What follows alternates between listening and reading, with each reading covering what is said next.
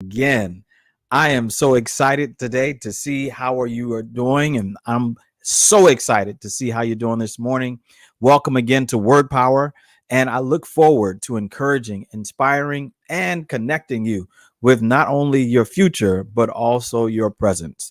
Well, I look forward to talking with you on the other side of this break.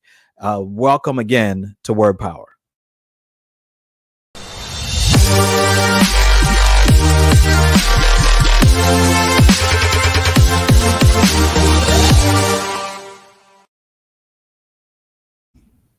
Well, good morning to everybody on Word Power. This is Julian Johnson, and I'm so glad to see you here this morning. Today, I want to talk to you about a title entitled Stop Throwing Darts and Start Shooting Arrows. Stop throwing darts and start shooting arrows. So every single Saturday, we have a broadcast or rebroadcast on YouTube, Instagram, or the Built to Thrive Facebook page. For coaching opportunities, send a message to me on www.builttothrive.me. I'm so excited to be with you every single Saturday. And please like, subscribe, and share at the Cash App hashtag Julian J. So this is Word Power. Every single week we come together for recharge, encouragement, and inspiration.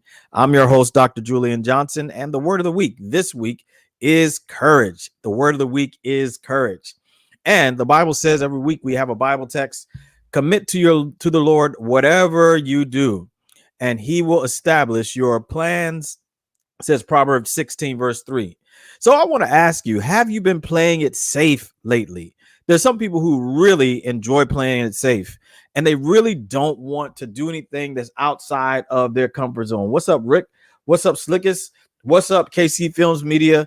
Good morning, good morning, good morning. And good morning to my friend Joel. Good to see you this morning. There's some people who really love to play it safe. And I'm going to tell you that playing it safe is cool. Playing it safe is nice. Playing it safe will get you a consistent question, but there's also consistency of presence. So have you been playing it safe lately? And I wanted to tell you today that if you have decided to play it safe in life, you have decided that you do not want to grow anymore. I love that quote. You have decided that you do not want to grow anymore. And I'm going to tell you that anything that is not growing is dead. So my question to you today, are you dead inside? I mean, are you waiting for something to resurrect you, your energy, your passion, your desire, and matter of fact, even your joy? Some people feel like they can't grow anymore. They feel like they have nothing to give anymore. And I'm so excited that you tuned in today. So I want you to stop throwing darts and I want you to start shooting arrows. And I really do believe that there's something good that's coming your way. So I would suggest to you that there are a few reasons why people play it safe. I mean, some people really play it safe because of a lack of experience. They don't know anything else but what that experience is. Then the second thing, some people have a lack of exposure, so they don't know what to do. And then third, there are no images of a desired future that you can connect with. There's some people who don't know what it's like to be connected with somebody who has ever been on a plane, somebody who's ever been inside of a courtroom or a boardroom. There's some people that just don't have any images of a desired future that they can connect with. And therefore, it equals out into comfort in a current situation. There's some people who are comfortable in their current situation. Is that all bad? No. Is that all good? Maybe not. But for some people, these are excuses. And for other people, it is reality that you can't do anything more. People feel like they are going to be less than. They don't have a desired future. All they see is what is in front of them. And I want to tell you today that there's a comfort level when we throw darts. When you throw darts, darts are small enough and the target is close. There are a lot of people who just want to hit a target, Joel, that is only close to them. They don't want to go any further. They don't want to go any farther. They want to stop progressing. And I'm not talking about the attainment of degrees. I'm not even talking about starting a business, but I'm talking about a mindset that says, I don't want to go any further at all. I'm comfortable where I am. All right. And when you throw darts, the bullseye is close enough. Oh, somebody talk to me today. I'm filled today. The bullseye is close enough to walk just a few feet away. So some people only hit a low arrow. One of my favorite authors says that the reason why some people attain what they have is because they always have low aim and that they can reach at any point. When you start having a low aim that you know that's guaranteed to reach, then you will start cutting corners because you know how to get to the end product. Now, somebody talked to me today. The reality is that sometimes has your aim been so predictable that you can even hit your target with your eyes closed. Some of you go to church, some of you go to work, some of you go places that your car can almost automatically drive there because you've been doing the same routine all over again. But I'm going to tell you, I want to invite you out of routine, invite you out of comfort, and invite you to a new perspective to stop throwing darts and to start shooting arrows. All right, so check this out. The reality is that a lot of people don't consider themselves as having anything that they think is of value. And I'm going to tell you that an archer, check this out. Thomas Fuller says, an archer is not known by their arrows, but by their aim, not by the stuff that they have. So it's not about what you have in your hand. It's not about what you have. It's about the mindset, about where you're going and what you're shooting for. So my question today is, what are you aiming for? What are you aiming for in your experience? What are you aiming for in your life? What are you aiming for in your relationships? What are you aiming for in your marriage? What are you aiming for in your job? What kind of aims do you have for your children? And if you don't have children, what kind of aims do you have for those who are in your community? The community ought to be a better place because you are there. Your job should be a better place because you are there. The school should be a better place because your children are there and because you invest in that place. So what are you aiming for? All right. So the question then is, what should be done? What should be done when you start shooting arrows? I'm so glad you asked. Oh, Joel, you're going to like this. Please share this with somebody. Number one, what should be done when you start shooting arrows? You got to, number one, make room for relapse. Ooh! Make room for relapse. When you start doing something that people don't understand, that people don't like, and they haven't seen before, make room for relapse. In order to shoot arrows, you got to go backwards first before you release. You got to go backwards first before you release. And the reality is you will make mistakes in the process, but you got to stay with the process. You will make mistakes inside of your desired goal between your start and your finish line. There's going to be some walking. There's going to be some running. There's going to be some panting. There's going to be some water that you got to take, but stay with the process. Come on in here, Chris. The reality is that the reality is that you will make mistakes in the process, but stay with the process. All right. So number two, what should be done when you start shooting arrows? You got to focus and do not flinch. Ooh, I feel a word this morning. Focus and do not flinch. When you have your desired goal in mind, do not deviate. I'm not deviating from my goal. You can't distract me from my goal. My goal was to get my doctoral degree. My wife told me, she said, honey, if you just are willing to do a few things, just to stop for a few things, you got to realize you got that, have that goal in mind, and don't flinch, don't stop, don't let anybody take you back out of that thing. Come on in here now. You know I'm telling the truth today. That is the uncomfortable part, and that is where faith comes in. Yes, the other side of it I want to share is that if you keep your focus despite tragedy, pain, or loss. Now, hear me now. You got to keep your focus because there are going to be some realities that are going to be natural realities for real life situations that will come up. But you got to keep your focus to start despite tragedy, pain, or loss. Shout out to the PhD consultants and Dr. Kessel and Braid.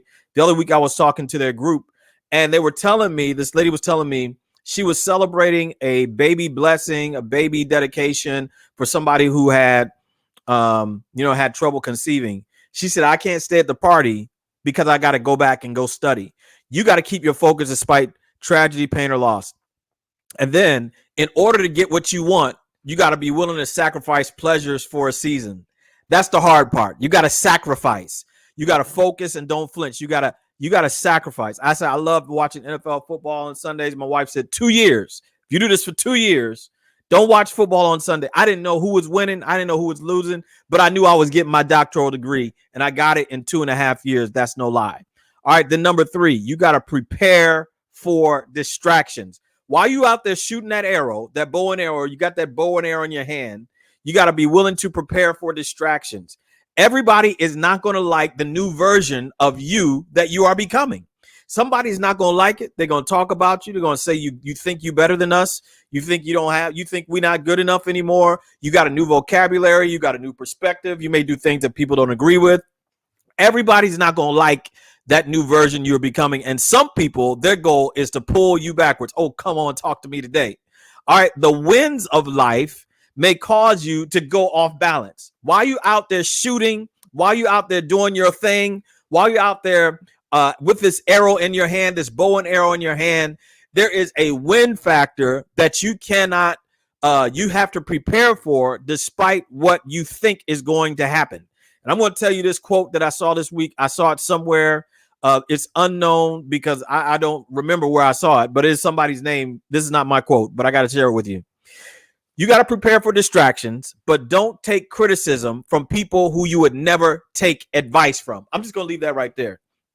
Don't take criticism from people who you would never take advice from. There's some people who are in your life to be a distraction, but not only are they in your life to be a distraction, they are there to help you to get focused and remember what your goal is. Oh, you ain't got to shout, but I'll shout by myself. Now, number four, why you have that arrow in hand, what should you do? You got to release with confidence. You got to release with confidence. Where you want to go, you have to believe you are destined to be there. Where you want to go, you got to believe you're destined to be there. Now, listen, I get the chance to go into to boardrooms corporately. I talk to executive leaders. I do coaching. I talk to people all the time, from homeless to CEO, every single day. I'm talking to somebody. All right. But the thing is, if I don't believe that I should be in there, they're going to look at me like, why are you in here?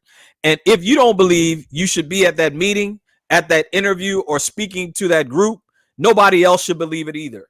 You got to realize that you got to release with confidence and know that you're supposed to be right where you are.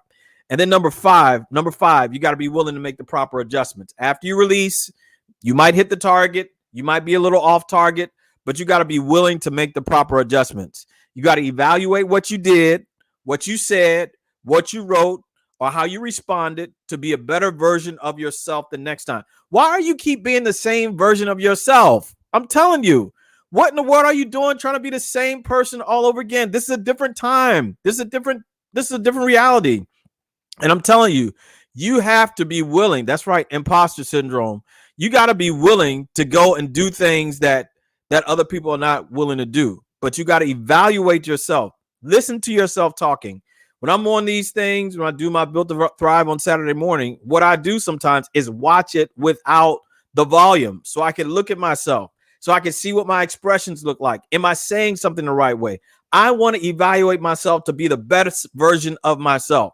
And then number six, finally, you got to keep shooting arrows. Listen, you can't just shoot one arrow and feel like you did it. No, you got to keep shooting arrows. Your first idea may not be the best, but keep going because you're bound to hit something that will stick. I'm telling you, it's going to work.